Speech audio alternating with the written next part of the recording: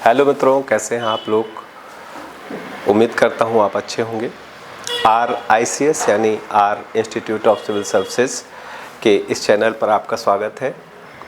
जैसा कि हम नियमित रूप से करते आ रहे हैं कि कोई ना कोई एक टॉपिक पर हम हर दिन कोई एक वीडियो आपको YouTube के चैनल पर उपलब्ध कराते हैं। उसी श्रृंखला में आज हमारा जो अगली कड़ी है उसका नाम है संस्था। ये जो टॉपिक है MPPSC मेंस 2024 यानी अकॉर्डिंग टू न्यू सिलेबस, जो पेपर सेकंड है, पेपर सेकंड का पार्ट बी का हिस्सा है, जिसमें बेसिक कॉन्सेप्ट्स ऑफ सोशियोलॉजी यानी समाजशास्त्र के बेसिक कॉन्सेप्ट्स के रूप में संस्था का उल्लेख किया गया है। इस लेक्चर में हम जानेंगे संस्था का अर्थ, संस्था की परिभाषा, संस्था के कार्य, संस्था की विशेषताएं और संस्था या समिति में क्या डिफरेंस है। सबसे पहला जो प्रश्न उठता है कि संस्था का अर्थ क्या है, what is the meaning of institution. तो इंस्टीट्यूशन यानी संस्था का जो सामान्य अर्थ है वो उसकी बोलचाल में जो अर्थ उपयोग में लाया जाता है उससे सर्वथा भिन्न है।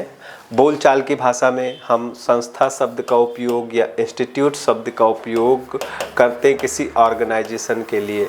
जैसे आपने अक्सर लोगों को कहते हुए सुना होगा कि हमने फला इंस्टीट्यूट में जाकर एडमिशन ले लिया, ओके, ये इंस्टीट्यूट तो बंद पड़ गया है, हम गए थे वहाँ एक नया इंस्टीट्यूट खुल गया है, ओके। तो जब भी हम संस्था की बात सामान्य बोलचाल की भाषा में करते हैं तो उससे हमें जो एक फीलिंग आती है, उससे जो हमें एक बोध होता है वो होता है किसी संगठन का।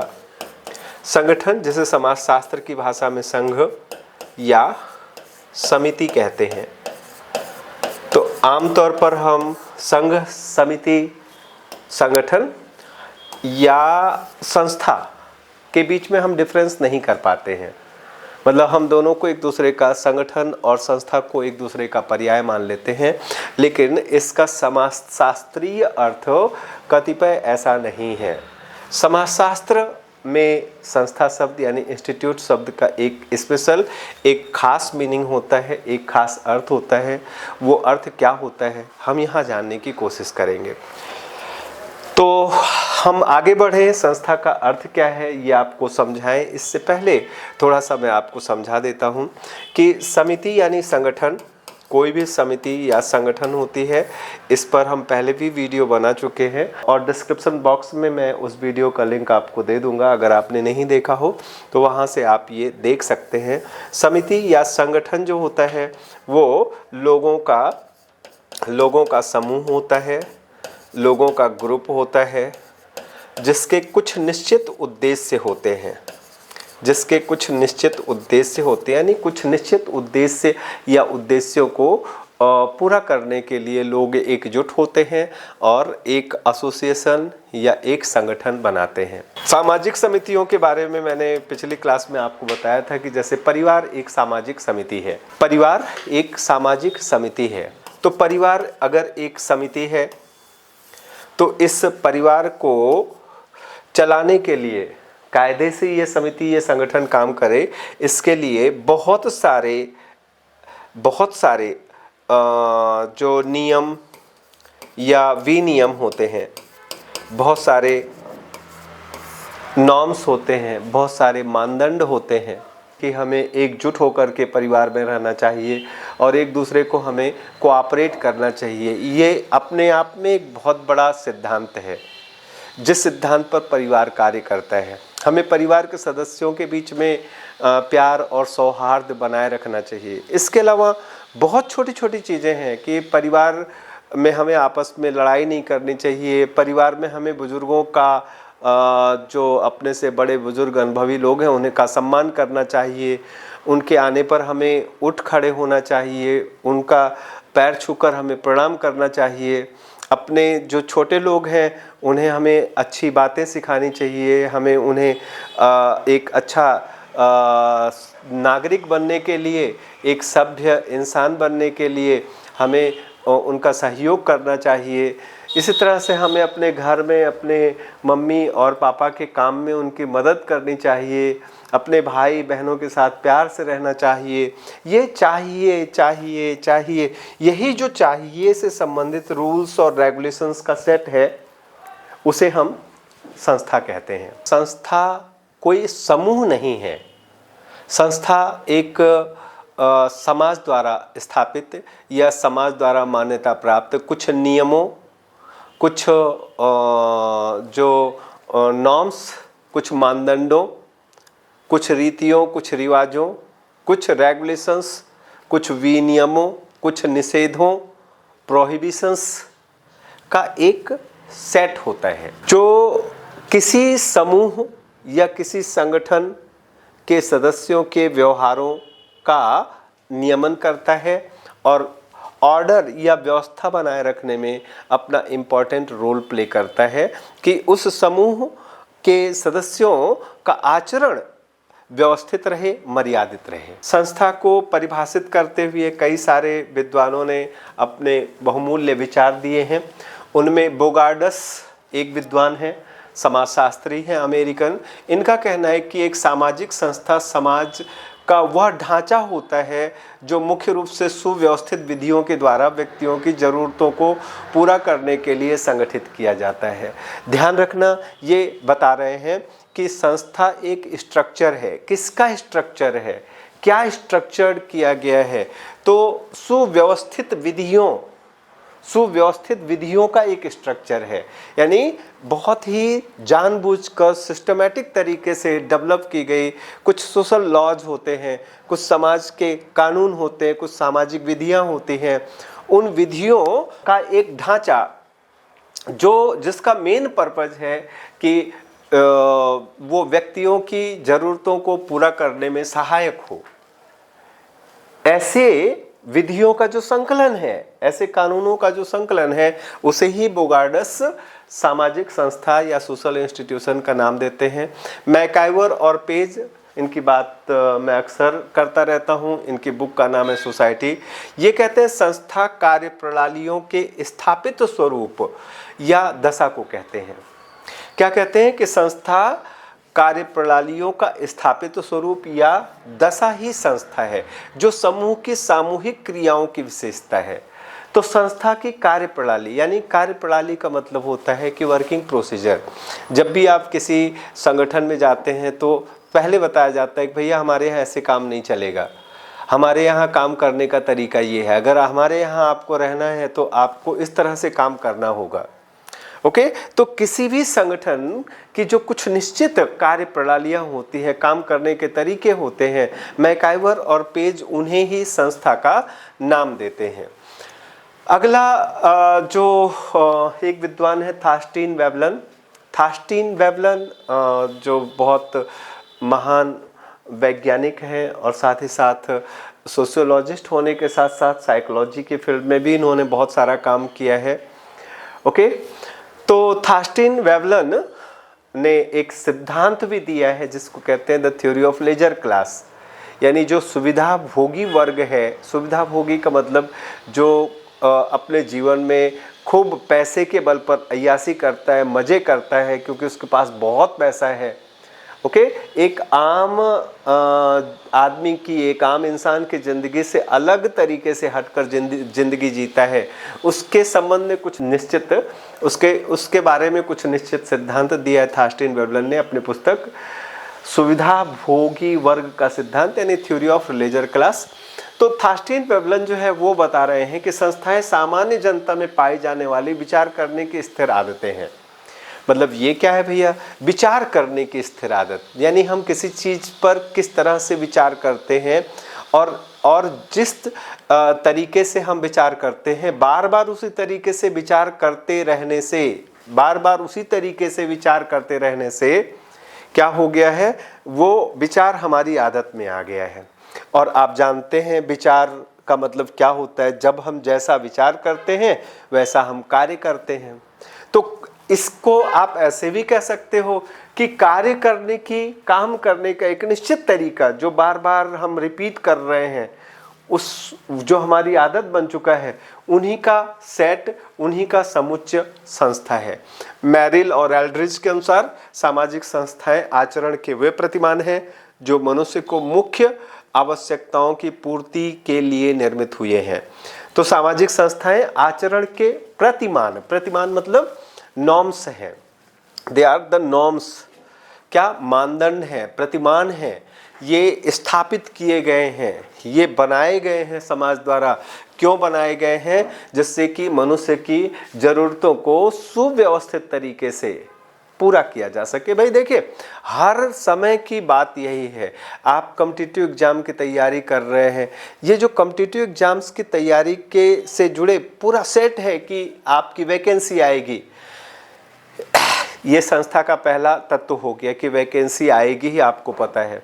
फॉर्म भरोगे, फॉर्म कहाँ भरोगे ये भी आपको पता है, कहाँ जाके आपको फॉर्म भरना है। ऐसा नहीं कि आप चले जाओ बिजली विभाग और बिजली विभाग के ऑफिस में और वहाँ बोलो फॉर्म दे दो और वो एक फॉर्म दे दें और भर के जमा कर दो, साहब ये तो हमने डिप्टी कलेक्टर का फॉर्म भर दिया।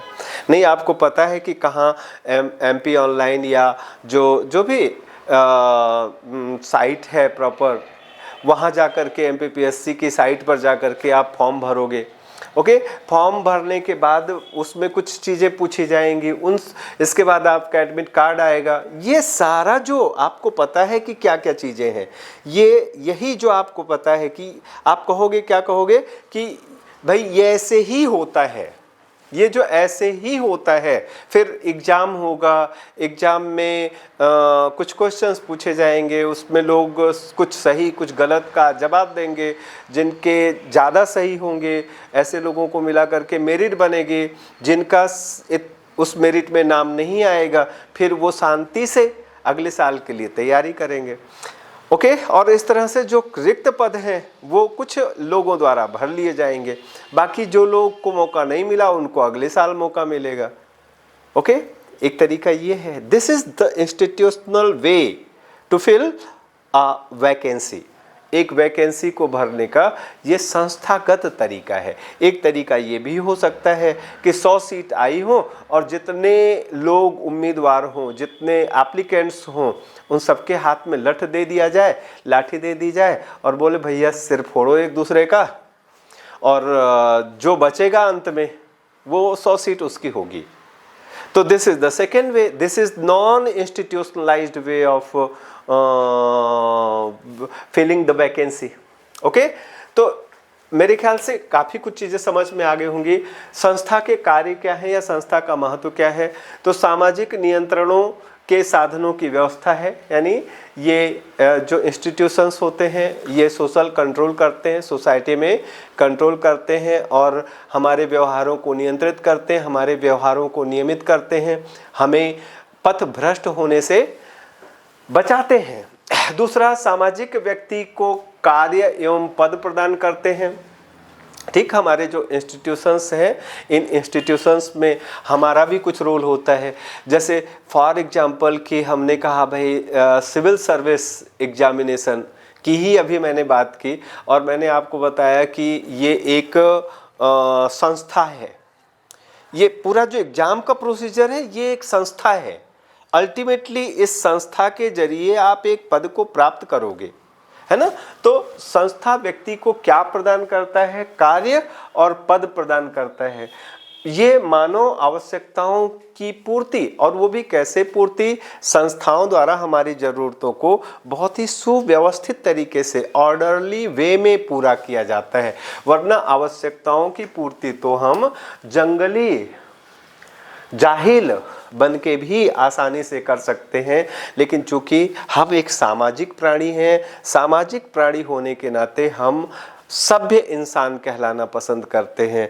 और ध्यान रखना है आपको कि जब तक हम इंस्टीट्यूशनलाइज्ड नहीं होंगे, यानी जब तक कि हम संस्थाओं को नहीं मानेंगे, ओके, हमारे समाज में जो प्रचलित नियम कानून, प्रथाएं, परंपराएं, रीतियाँ, रिवाज, ये सब चीज़ें हम जब तक नहीं मानेंगे तब तक हम सभ्य नहीं कहे जा सकते।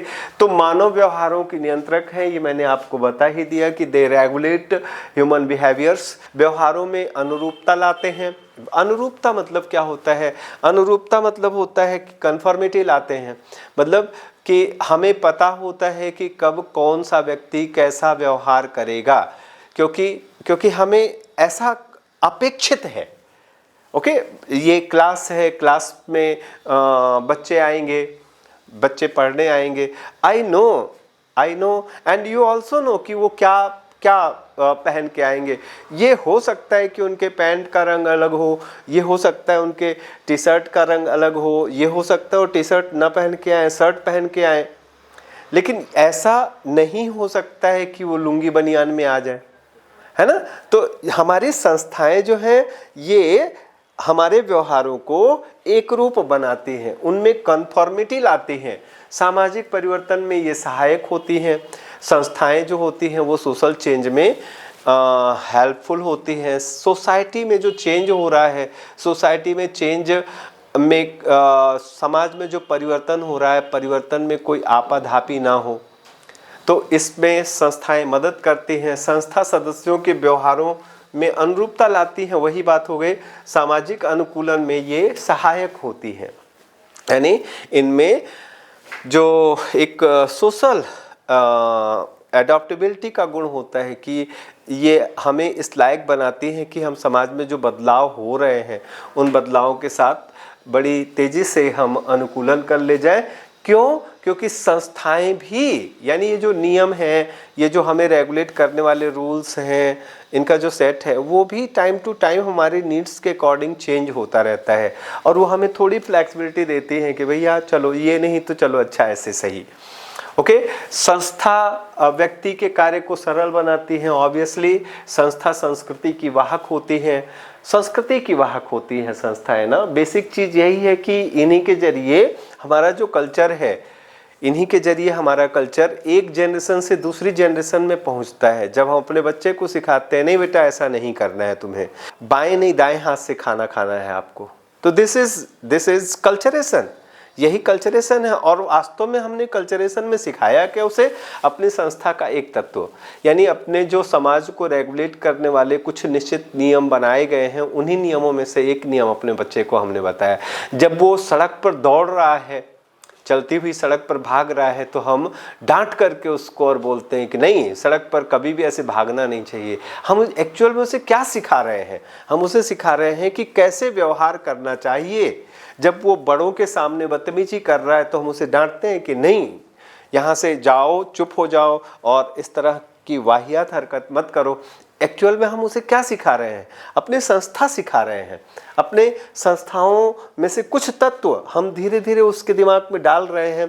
तो इसी तरह से हम अपनी संस्कृति एक जनरेशन से दूसरे जनरेशन में ट्रांसफ़र करते हैं। संस्थाएं सामूहिक जीवन में व्यक्ति का मार्गदर्शन करती हैं, ओके, और परिस्थिति एवं कार्य का निर्धारण करती है। ये सारी बातें आप समझ चुके हैं। संस्था की आवश्यक विशेषता क्या है कि हर संस्था का एक निश्चित उद्देश्य होता है। हर संस्था का एक निश्चित उद्देश्य होता है, यानी बिना उद्देश्य के कोई संस्था, निरर्थक कोई संस्था नहीं बनाई जाती है। ओके, दूसरी चीज क्या है? धारणा। संस्था का विकास ही किसी धारणा या विचार से होता है कि भाई हमें क्या जरूरत है इस संस्था की। पहले हमारे सामने कोई चैलेंज आता है, पहले हमारे सामने कोई चुनौती आती है, और उसी चुनौती से निपटने के लिए हम नियम बनाते हैं। हमारे सामने चुनौती आती है कि भाई हमारी कॉलोनी में बहुत सारे कुत्ते हो गए हैं, लोग कुत्तों को पालते हैं, सुबह लोग लेकर निकलते हैं उनको और फिर वो जगह जगह सड़क पर गंदगी करते हैं। तो फिर ये चैलेंज आया, जब हम शाम को या सुबह मॉर्निंग वॉक पर निकलते हैं तो हमें वहाँ अच्छा एक प्लेजेंट फीलिंग नहीं होती है उस गंदगी को देख करके। ओके, हम ये सोचते हैं कि चलो देखो, एक तरफ तो मोदी जी स्वच्छ भारत अभियान चला रहे हैं और यहाँ हमारी कॉलोनी वाले गद्दा भारत अभियान की तरफ उन्मुख हो रहे हैं। तो हमारे सामने एक बहुत बड़ा चैलेंज आता है। उस चैलेंज या इस चुनौती से निपटने के लिए फिर हम कुछ नियम बनाते हैं और नोटिस बोर्ड लगा देते हैं कि भैया अपने कुत्ते से कृपया सड़क पर गंदगी ना करवाएं। ओके, एटसेट्रा जो भी व्यवस्था है उसके लिए फिर व्यवस्था डेवलप करते हैं। ठीक, तो दिस इज इंस्टीट्यूशनलाइजेशन, यही इंस्टीट्यूशनलाइजेशन है, इसी को संस्थाकरण कहते हैं। तो जब भी हमारे सामने कोई समस्या आती है तो समस्या एक चुनौती होती है, और उस चुनौती के से निपटने के लिए ही हमारे मस्तिष्क में एक विचार या एक धारणा आती है, और जो संस्था के रूप में प्रकट होती है। संस्था संपूर्ण सांस्कृतिक व्यवस्था में एक इकाई के रूप में काम करती है। एग्जैक्टली कि संस्था जो होती है संपूर्ण सांस्कृतिक व्यवस्था में, यानी जो पूरा कल्चरल सिस्टम है उसकी एक यूनिट होती है। ऐसी न जाने कितनी यूनिट्स से, ऐसी न जाने कितनी इकाइयों से, असंख्य इकाइयों से मिलकर के हमारी संस्कृति बनती है। जब हम कहते हैं कि हम तो ये खाते हैं, हमारे यहाँ तो ये होता है, हमारे यहाँ तो शादी में ये रिवाज है, हमारे यहाँ तो ये कस्टम है, तो ये जो पूरा सिस्टम बना हुआ हमारे कल्चर का, हमारी सोसाइटी का, वो ऐसी असंख्य संस्थाओं से मिलकर के बना हुआ है। संस्था लिखित अथवा अलिखित भी हो सकती है। ऑब्वियसली अगर मैं बात करूं तो हमारी सोसाइटी की जो इनफॉर्मल इंस्टीट्यूशंस होते हैं ज़्यादातर अलिखित होते हैं। भाई ये कहीं लिखा नहीं गया है कि पुरुष को घाघरा चोली नहीं पहनना चाहिए, ऐसा किसी कॉन्स्टिट्यूशन के बुक में नहीं लिखा गया है। तो ये अलिखित संस्था हो गई जो हमारे व्यवहार को रेगुलेट करती है। ओके, निश्चित नियम होते हैं, स्वीकृति एवं अधिकार होता है। इसमें संस्था तुलनात्मक रूप से स्थायी होती है। तो लास्ट चीज है कि संस्था तुलनात्मक रूप से का मतलब हो गया कि कंपैरेटिवली इसमें स्टेबिलिटी ज़्यादा होती है। कोई भी संस्था जो आज हमने कोई नियम बनाया, आज हमने जो कोई व्यवस्था बनाई है, वो व्यवस्था एक लंबे समय तक काम करती है जब तक कि उसकी आवश्यकता होती है। जब उसकी आवश्यकता समाप्त हो जाती है तो वो काम करना भी बंद कर देती है। अब मेरे ख्याल से बात आपको समझ में आ गई होगी कि संस्था, बार बार संस्था से हमारा तात्पर्य क्या है। ओके, अभी हम आगे बढ़ते हैं और देखते हैं संस्था और समिति के बीच में क्या डिफरेंस है। तो पहली चीज, समितियां मूर्त हैं। समितियां मूर्त हैं का मतलब, जैसे एग्जाम्पल के लिए हम बोलें तो विद्यालय मूर्त है, देखा जा सकता है। हम कहते हैं हाँ ये हमारा स्कूल है। वो जो स्कूल है, वो जो विद्यालय है, उसके नियम, किन नियमों पर काम करता है वो जो विद्यालय है, तो उसके नियम क्या होते हैं। विद्यालय के नियम क्या होते हैं कि सुबह 9 बजे आपको पहुंच जाना है, इसके बाद आपको प्रेयर में पार्टिसिपेट करना है, प्रार्थना में। ये मैं अपने विद्यालय की बात बता रहा हूँ जिसमें मैं पढ़ा था कि सुबह 9 बजे हमें स्कूल पहुँच जाना होता था। इसके बाद प्रेयर होती थी, हमें प्रेयर में पार्टिसिपेट करना होता था। ये होता था, ये संस्था है। तो इसके बाद फिर क्या, इसके बाद हम वहीं खड़े रहते थे। इसके बाद हमारा ड्रेस चेक होता था। हमारे एक सर थे जो आकर के बारीकी से सबका जूता, सबके नाखून, सबके हेयर्स वगैरह ये चेक करते थे, और उसे पनिश भी किया जाता था जो अपनी चीज़ों पर ध्यान नहीं देता था या जो लापरवाही करता था, जिसके जूते गंदे होते थे, जिसके नाखून बड़े होते थे, उसे पनिश भी किया जाता था। इसके बाद हमारे जो प्रिंसिपल सर न्यूज़पेपर लेके आते थे और सभी बच्चों को, पूरे स्कूल के बच्चों को जो मेन मुख्य समाचार होते थे वो समाचार पढ़ के सुनाते भी थे और समझाते भी थे। और इसके पश्चात हम अपनी क्लास में चले जाते थे। तो पहला पीरियड शुरू होता था। हमें पता होता था कि टोटल पीरियड का जो टाइम है वो 45 मिनट का होगा, 45 मिनट का एक पीरियड होता था। ओके, इसके बाद 4 पीरियड होते थे, 45 मिनट के 4 पीरियड, यानी 3 घंटे। 3 घंटे बाद हमें एक ब्रेक मिलता था। ब्रेक में परमिशन होती थी कि हम अपनी क्लास से बाहर आ जाएं और ग्राउंड में हम ब्रेक में घूम सकते हैं। आधे घंटे का ब्रेक होता था। आफ्टर दैट फिर 3 आवर्स की, इसके बाद फिर 3 घंटे की क्लास होती थी, वो भी 45 मिनट की। हमें पता होता था कि कौन सी क्लास कब होगी, हमें ये पता होता था कि क्या पढ़ना है, हमें ये पता होता था कि एग्ज़ाम कब होगा। ये सब जो है वो स्कूल की संस्था है। यानी स्कूल एक समिति है और स्कूल कुछ निश्चित नियमों और विनियमों यानी रूल्स और रेगुलेशंस पर काम करता है। उसी रूल और रेगुलेशन का सेट जो होता है दैट इज कॉल्ड संस्था या इंस्टीट्यूशन। तो समितियां जो होती हैं वो टेंजिबल हैं, वो दिखाई देती हैं, लेकिन संस्थाएं दिखाई नहीं देती हैं। वो जो रूल्स रेगुलेशंस हैं वो ऐसे आप पकड़ नहीं सकते उन्हें, आप उनके पीछे भाग नहीं सकते, आप दौड़ नहीं सकते हो। ओके,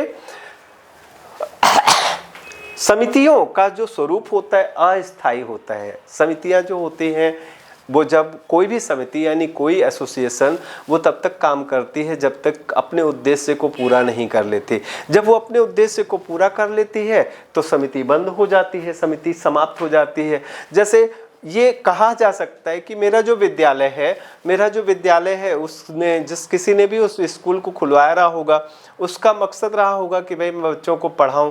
कालांतर में शायद उसका मकसद बदल गया, उसने स्कूल बंद कर दिया, लेकिन एग्जामिनेशन का जो प्रोसीजर है, एग्जामिनेशन का जो पैटर्न है, क्लासेस का जो पैटर्न है वो आज भी चल रहा है। तो संस्थाएं जो होती हैं वो अपेक्षाकृत स्थायी होती हैं और समितियां जो होती हैं वो अस्थायी होती हैं। ये मैकाइवर और पेज का बहुत ही बेहतरीन स्टेटमेंट है कि हम समितियों के सदस्य होते हैं, हम संस्थाओं के सदस्य नहीं हो सकते हैं। आ रही बात समझ में कि we are the member of associations, we can not be the member of institutions. जो रूल्स और रेगुलेशंस बने हुए हैं हमारे स्कूल के, हम उन रूल्स और रेगुलेशंस का पार्ट नहीं है। We are not one among the rule and regulation, है ना, हम उनका हिस्सा नहीं है। We were the student of that school, हम उस स्कूल के एक मेंबर थे, उस मेरे विद्यालय रूपी जो मेरा परिवार था उस परिवार के हम एक सदस्य थे, लेकिन हम कभी भी नियम नहीं बन सकते। ओके, तो यही मैकार पेज कहते हैं कि we can not be the member of institutions, हम संस्थाओं के सदस्य नहीं हो सकते, हम संस्थाओं में एडमिट नहीं हो सकते हैं। we can be admit in institutions, हम समितियों में प्रवेश पा सकते हैं, संस्थाओं में हमारा प्रवेश नहीं हो सकता है। संस्थाओं में तो नए नए विधियों का प्रवेश होता है, संस्थाओं में नए नए कानूनों का प्रवेश होता है। अगला है समिति आपसी सहयोग पर निर्भर होती है और संस्था मनुष्य की क्रियाओं पर निर्भर होती है।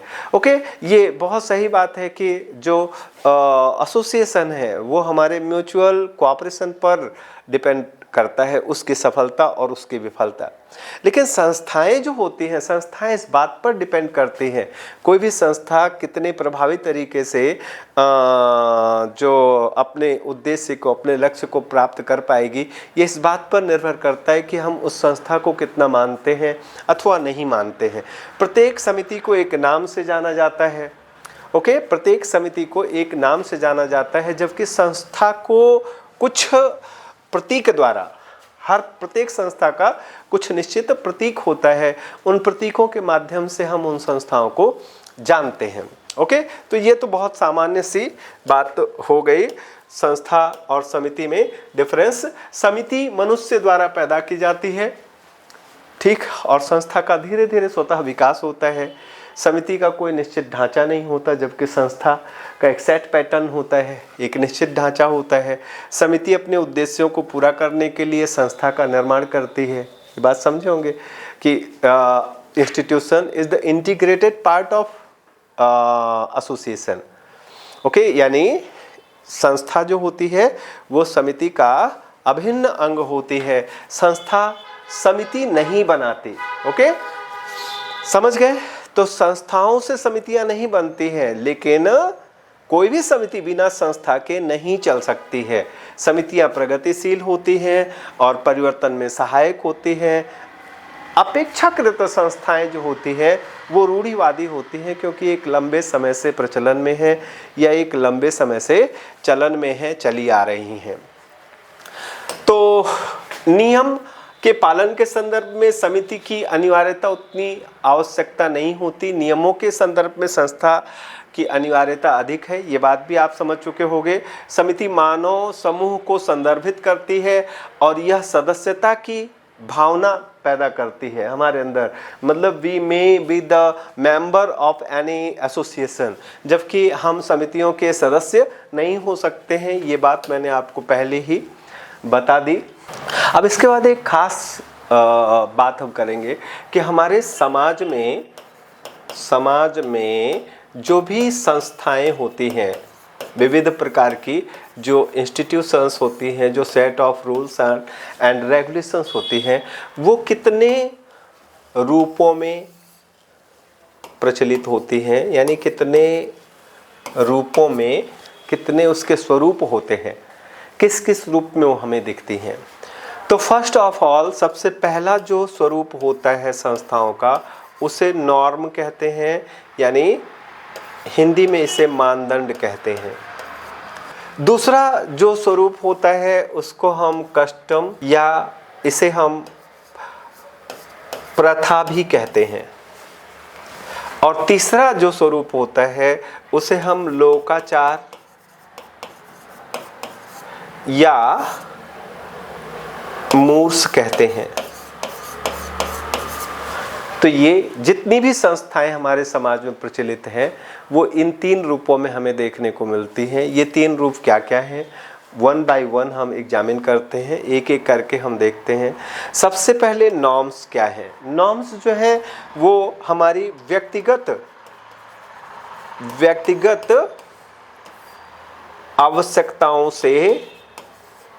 आवश्यकताओं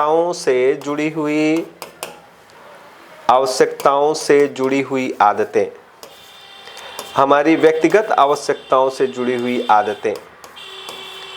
okay, they are also called the habit of people. ये जनता की आदतें भी कहलाती हैं। ठीक, लाइक जैसे सुबह उठ के ब्रश करना, ओके, जैसे कि समय समय पर अपने हेयर्स की कटिंग करवाना, जैसे कि साफ सुथरे कपड़े पहनना। अगर हम ये सब नहीं करेंगे, अगर हम इन सब चीज़ों की आदत नहीं बनाएंगे तो हम बीमारी का शिकार हो जाएंगे। ओके, अनहाइजीन एनवायरनमेंट हमें बीमार बना देगा। ये मानदंड है, ये हमारी हैबिट में आ चुका है। ओके, हेयर समय समय पर कट करवाना अब हमारी हैबिट में शामिल हो चुका है। तो ऐसी हैबिट्स को हम, जो हमारी व्यक्तिगत ज़रूरतों से जुड़ी हुई हैं, हम उन्हें नॉर्म्स कहते हैं and they are accepted by the society. वो समाज द्वारा एक्सेप्टेड है कि भाई हाँ, नाखून काटना ही चाहिए, बाल कटवा के रखना ही चाहिए, साफ़ सुथरे कपड़े पहनने ही चाहिए। कुछ ऐसे भी नॉर्म्स हैं जो आज अपना रेलेवेंस खो चुके हैं। आज हमारे लाइफ में उनका कोई इम्पोर्टेंस नहीं है, फिर भी वो चलन में है और पीढ़ी दर पीढ़ी चली आ रही हैं। तो ऐसे नॉर्म्स को जो पीढ़ी दर पीढ़ी चली आ रही हैं, but they have lost their relevance, they have lost their importance, तो they are called custom. Like जैसे हम बात करें कि जो दुल्हे का राजा बनना, ओके, तो कोई जमाना हुआ करता था जब राजा महाराजा होते थे, उनकी अलग शान होते थे, उनकी अलग इज्जत होते थे। और ऐसे में ये एक हमारे समाज ने एक इंस्टीट्यूशन डेवलप किया, एक संस्था, एक नियम विकसित किया और सबने इसको स्वीकार किया कि भाई चाहे आदमी कितना भी गरीब हो, निरहु हो, घुरहु हो, ओके, चाहे कितना भी कमज़ोर हो, जीवन में एक बार तो राजा बनना बनता है। तो उन्होंने उसे बना दिया उसकी शादी के समय दुल्हे राजा, और जितने बाराती होते थे वो सब बन गए प्रजा। अब आप जानते ही हैं राजा, दुल्हे राजा की शादी में कितनी शान होती है। आज वो डेमोक्रेसी में, लोकतंत्र की आज जो व्यवस्था है, उस व्यवस्था में राजा अपना महत्व खो चुका है, लेकिन इसके बावजूद दुल्हा आज भी राजा बनता है, दुल्हा आज भी घोड़ी पर बैठता है, दुल्हा आज भी हाथ में तलवार पकड़ता है, और दुल्हा जब आगे आगे चलता है तो वैसे ही बैंड बाजा बजता है जैसे राजाओं महाराजाओं के साथ बैंड बाजा बजा करता था। तो ये दिस इज़ कस्टम, ये हमारी प्रथा है। अब इसका इम्पोर्टेंस नहीं रह गया, फिर भी ये चीज़ चलन में है। ओके, नंबर थर्ड, तीसरी चीज़ होती है लोकाचार। लोकाचार क्या होता है? ये भी हमारी आदत ही है। लोकाचार भी पीढ़ी दर पीढ़ी चली आ रही है, बट इनकी जो यूटिलिटी है नॉर्म्स से इस मामले में ये अलग है, मानदंडों से इस मामले में अलग है कि इनकी यूटिलिटी पर्सनल नहीं है, इनकी जो उपयोगिता है, इनका जो इम्पोर्टेंस है वो पर्सनल नहीं है बल्कि सोशल है। Means they have the social importance. वो हमारे लिए उतना ज़रूरी नहीं है जितना जरूरी वो समाज की व्यवस्था बनाए रखने के लिए है। इसीलिए उन्हें लोकाचार कहा गया है कि लोकाचार मतलब लोगों के आचरण करने का वह तरीका जो समाज की व्यवस्था को बनाए रखने में सहायक होता है, उसे ही हम मूर्स या लोकाचार कहते हैं। इसका मैं उदाहरण देना चाहूँगा विवाह। तो विवाह एक संस्था है। विवाह क्या है? एक संस्था है। विवाह हमारे लिए उतना इम्पोर्टेंस नहीं रखता है, हमारे लिए ये संस्था होना उतना इम्पोर्टेंस नहीं रखता है जितना इम्पोर्टेंस ये सोसाइटी के लिए रखता है, ये समाज के लिए रखता है। ध्यान रखना, विवाह कोई फंक्शन नहीं है, विवाह कोई त्यौहार नहीं है, विवाह एक संस्था है। इस संस्था के जरिए, इस संस्था यानी नियमों का, विधियों का एक सेट है विवाह। इस सेट के जरिए हमारा समाज, हमारी जो सोसाइटी है, हमारी सोसाइटी एक पुरुष और एक महिला को आपस में जिनका आज तक कोई रिलेशन नहीं था, को आपस में यौन संबंध बनाने, यानी जो एक सेक्सुअल, एक फिजिकल रिलेशन मेंटेन करने की परमिशन देता है हमारा सोसाइटी। ये जो सेट है नियमों का, ये जो सेट है, इस सेट में क्या है? इस सेट में है कि भाई जैसे हम हिंदू समाज की बात करें तो यहाँ क्या है इस सेट में कि पंडित जी आएंगे। इस सेट में ये भी तय है कि बारात जो है वो लड़की के घर जाएगी। इस सेट में ये भी तय है कि लड़का जो है दूल्हा राजा बन के जाएगा। ओके, इस सेट में ये भी तय है कि बाराती भी होंगे। इस सेट में ये भी तय है कि जो लड़की के घर वाले हैं वो स्वागत सत्कार करेंगे बारातियों का। और बहुत सारी चीज़ें ऐसी छोटी छोटी चीज़ों से मिलकर के ये बना हुआ है विवाह नामक संस्था। ये इंस्टीट्यूशन बना हुआ है, ये संस्था बनी हुई है जिसे हम विवाह कहते हैं। तो ये इसका क्या इम्पोर्टेंस है विवाह का? विवाह का इम्पोर्टेंस ये है कि ये हमें सिखाता है, इस पुरुष को सिखाता है कि भैया देखो, सेक्सुअल सेटिस्फैक्शन सबकी नीड है, जो यौन आवश्यकताओं को पूरा करना वो सबकी ज़रूरत है। ओके, तो तुम्हारे लिए व्यवस्था कर दी गई, तुम इस महिला के साथ अपने यौन संतुष्टि प्राप्त कर सकते हो और साथ ही रिप्रोडक्शन कर सकते हो, अपने बच्चे पैदा कर सकते हो और वो बच्चे सोसाइटी में लीगल समझे जाएंगे। ओके, लेकिन यहाँ इस बात का ध्यान रखना है आपको क्या कि इसके अलावा, इस महिला के अलावा अब किसी दूसरी महिला पर अगर आप गलत नज़र डालते हो तो समाज आपको दंडित करेगा। ऐसा क्यों कहा गया? क्योंकि आप जानते हैं कि किसी भी सोसाइटी में एक नॉर्मल, अगर हम एक सामान्य नियम के तहत अगर हम देखें, एक नेचुरल लॉ के तहत देखें, तो किसी भी समाज में जितने पुरुष होते हैं आमतौर पर उतनी महिलाएं होती हैं या नहीं होती हैं तो होनी चाहिए। ओके, और एक पुरुष के लिए एक महिला बनी, एक पुरुष के लिए एक महिला बनी। अब यहाँ पर ये मान लो कि कोई पुरुष अगर 10, 20, 25, 50 शादियाँ करता है, 10, 20, 25, 50 महिलाओं का जिम्मा उठा लेता है, उसे अपने घर ले जाता है, तो बाकी जो पुरुष है उनकी इस ज़रूरत का क्या होगा? तो आ रही बात समझ में? तो जैसा मैंने आपको बताया कि शादी करना यानी मैरिज करना ये जितना ज़रूरी हमारे लिए है उससे कहीं ज़्यादा ज़रूरी ये सोशल ऑर्डर के लिए है। विवाह नामक संस्था जितना ज़रूरी हमारे लिए है उससे कहीं ज़्यादा ज़रूरी, उससे कहीं ज़्यादा उसका महत्व हमारी इस सोसाइटी के लिए है, हमारे इस समाज के लिए है। उम्मीद करता हूँ ये वीडियो आपको अच्छा लगा होगा और बहुत सारे अनसुलझे प्रश्नों का जवाब जो शायद आपके मस्तिष्क में इधर उधर घूम रहे थे, उनका जवाब आपको मिल गया होगा। अगर हमारा ये प्रयास आपको अच्छा लगे तो ज़्यादा से ज़्यादा संख्या में इसे लाइक करें, सब्सक्राइब करें और इसे शेयर करें। यही एक टीचर के रूप में जो हमारी मेहनत है उसका आपके द्वारा किया गया भुगतान होगा। तो धन्यवाद। इसी के साथ जय हिंद, जय भारत।